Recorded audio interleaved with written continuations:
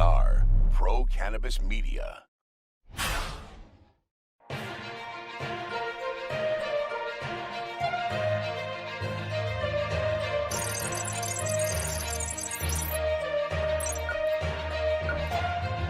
Hi, everyone. Welcome to Weed Talk News. I'm Elena Pinto for Pro Cannabis Media.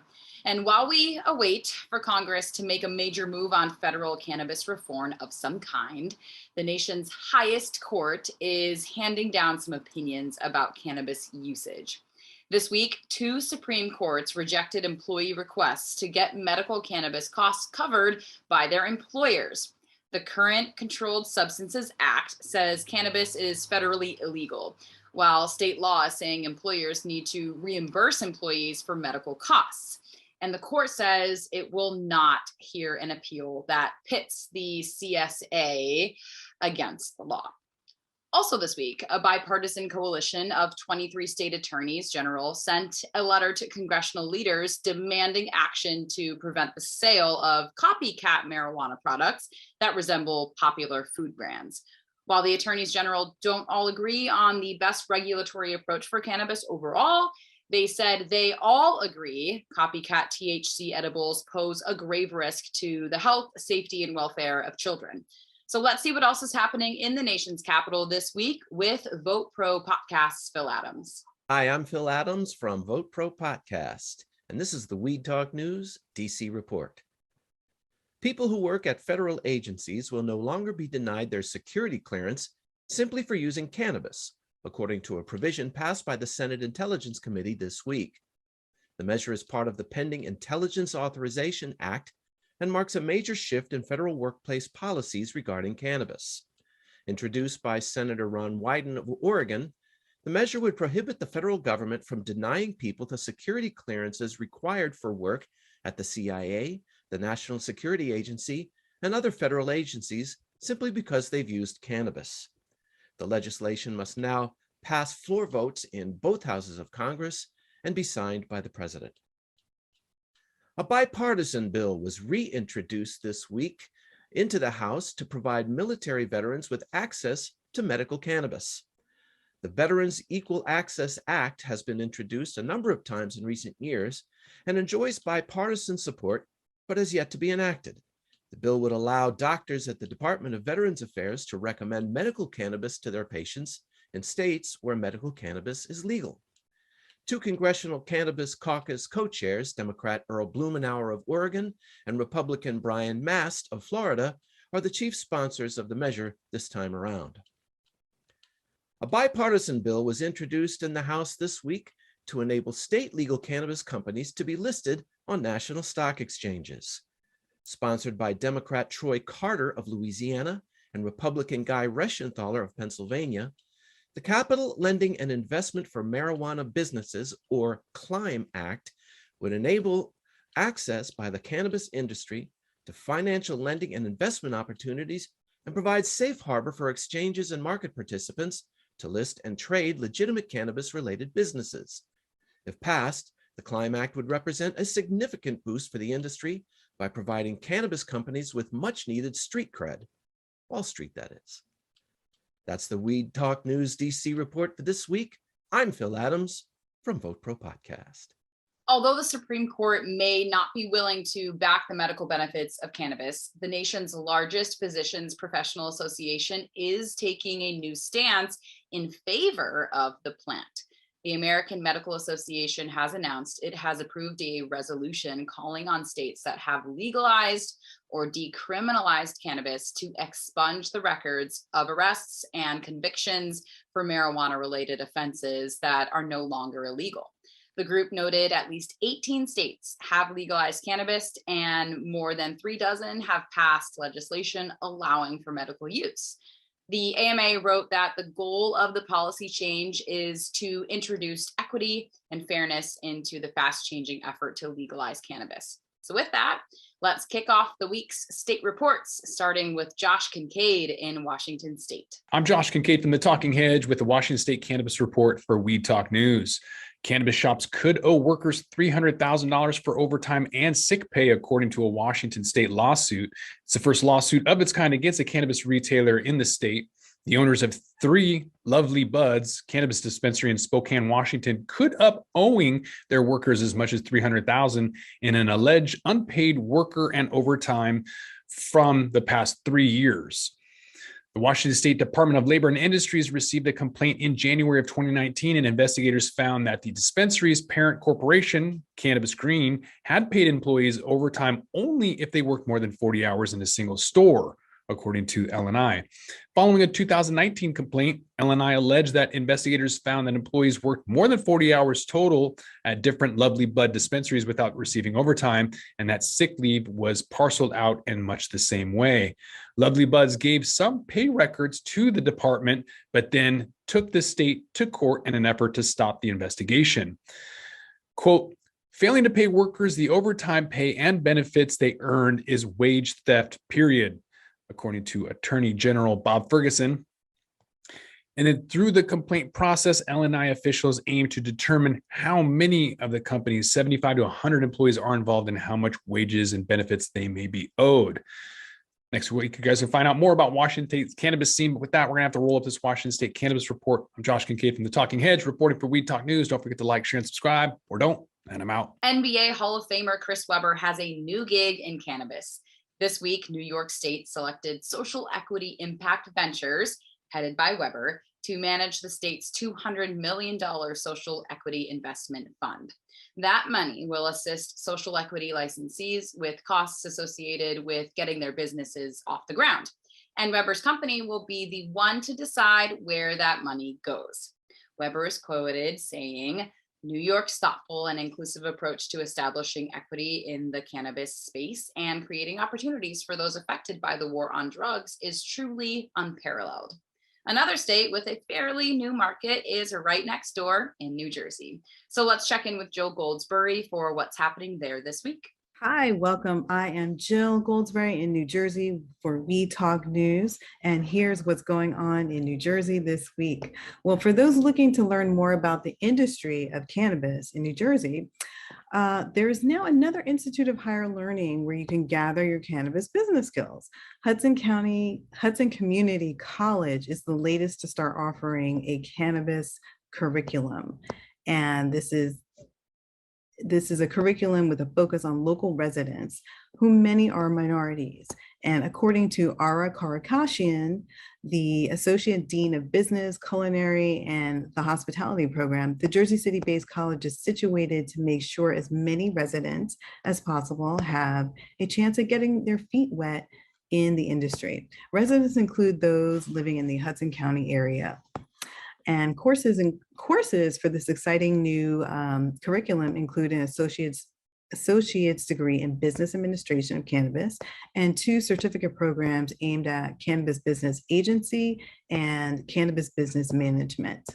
In other news, New Jersey is now helping those formerly charged with marijuana offenses be able to have the opportunity to sell cannabis through legal measures, through the cannabis program that offers minorities an equal chance to take advantage of this growing industry. The program is from the Cannabis Regulatory Commission, and it allows for social equity business licenses for those owned by people who have lived in economically disadvantaged areas of the state or who have convictions for cannabis-related offenses, expunged or not. And local resident Tahir Johnson is one of the first retail license awardees. He won a conditional license for himself for Simply Pure in Trenton, New Jersey, and also helped a lifelong friend obtain a social equity application, John Dockery, and he received his own conditional license approval for a second location. So that's a great story.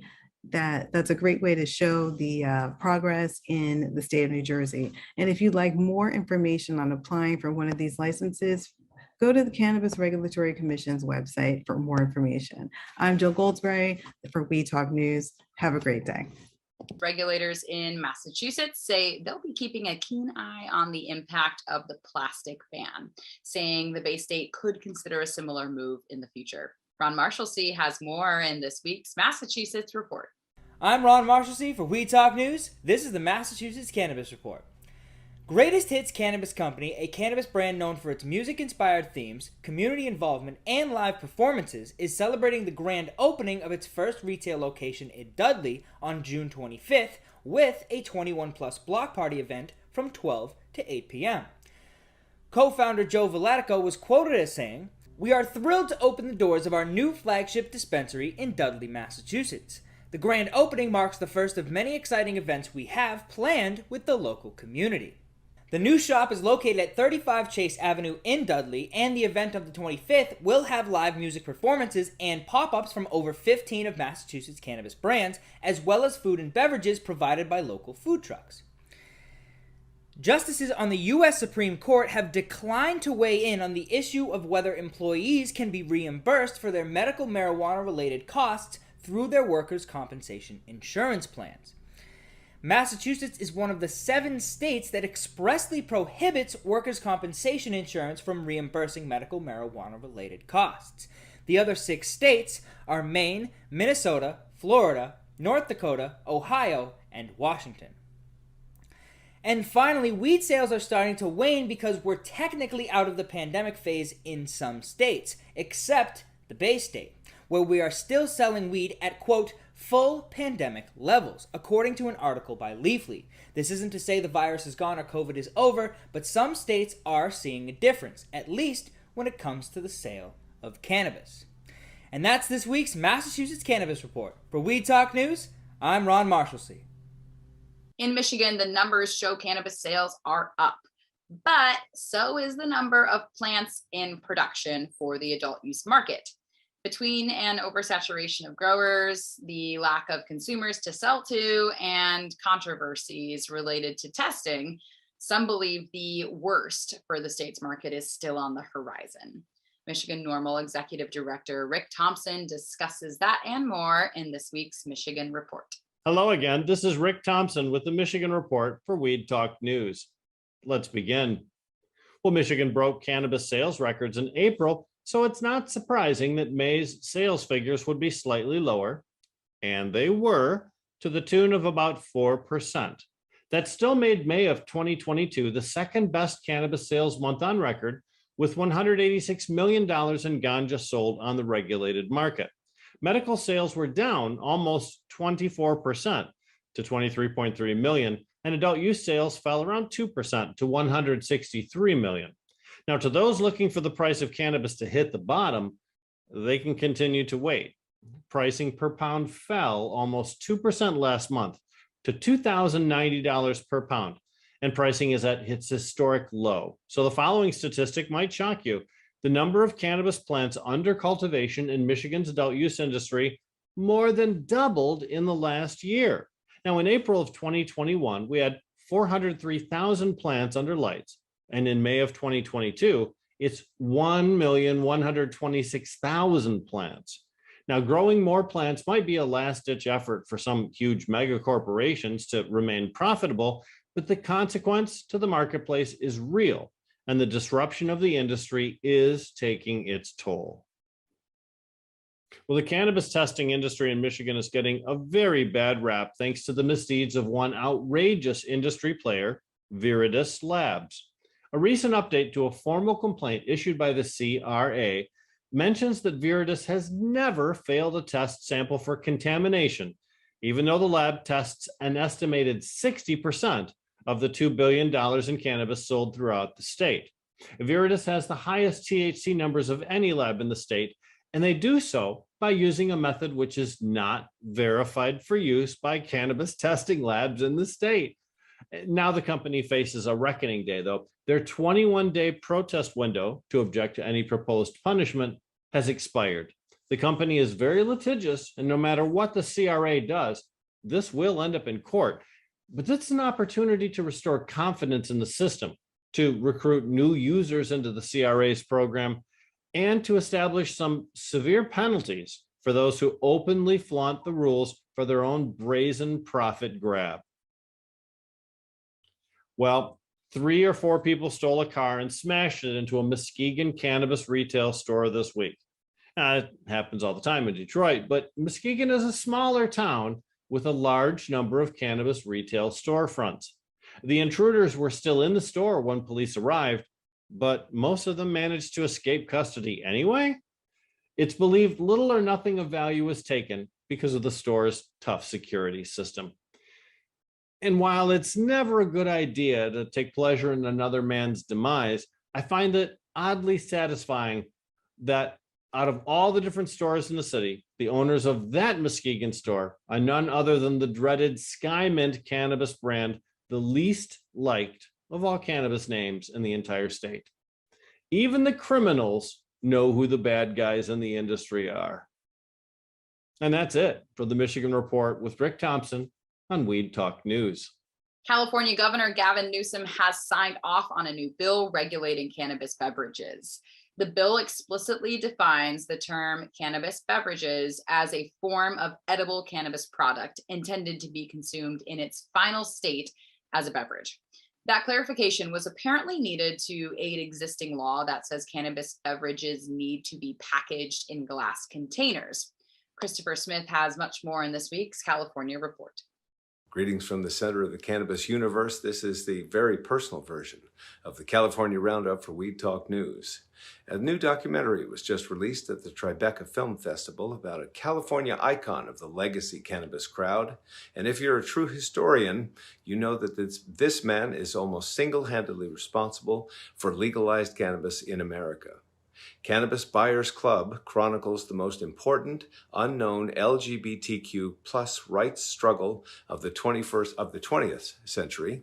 When a new disease ravages his community and the government doesn't care, renegade pot dealer Dennis Peron leads a movement to help, heal, and fight back. Peron, a gay Vietnam vet, builds a pot empire in the middle of the war on drugs and fights politicians and police to save his friends. It's the definitive story of cannabis legalization in America.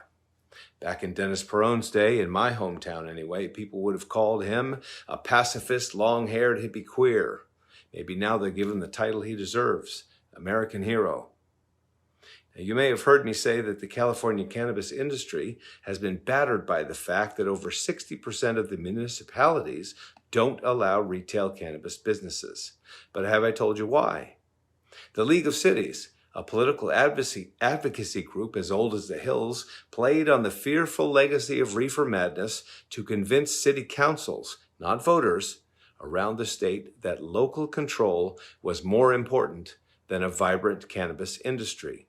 They were extremely effective and extremely damaging to California.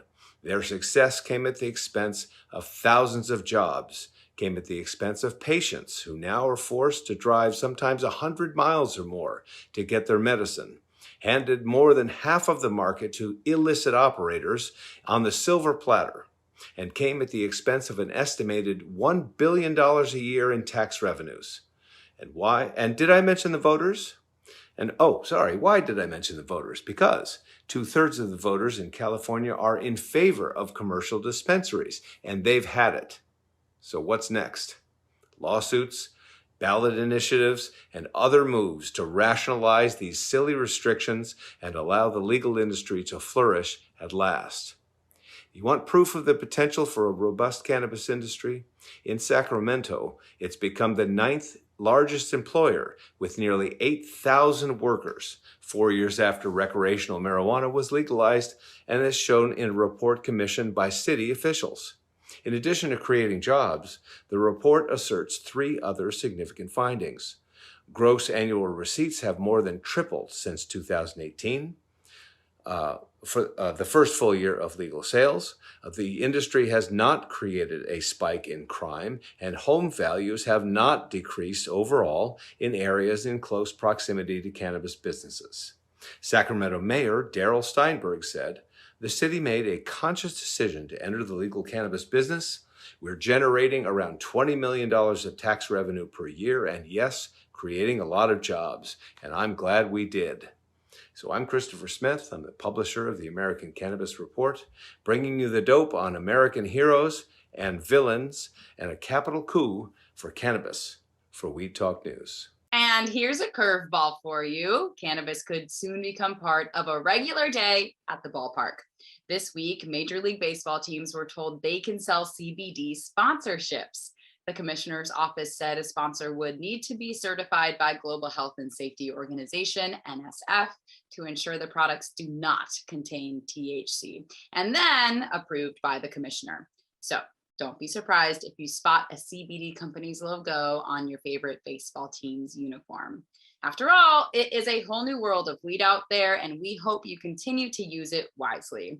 But with that, the Weed Talk News team is taking a short summer break. We'll be back after the 4th of July holiday to keep you updated on the very latest news happening in the world of weed. Until then, I'm Elena Pinto for Pro Cannabis Media. We'll see you soon.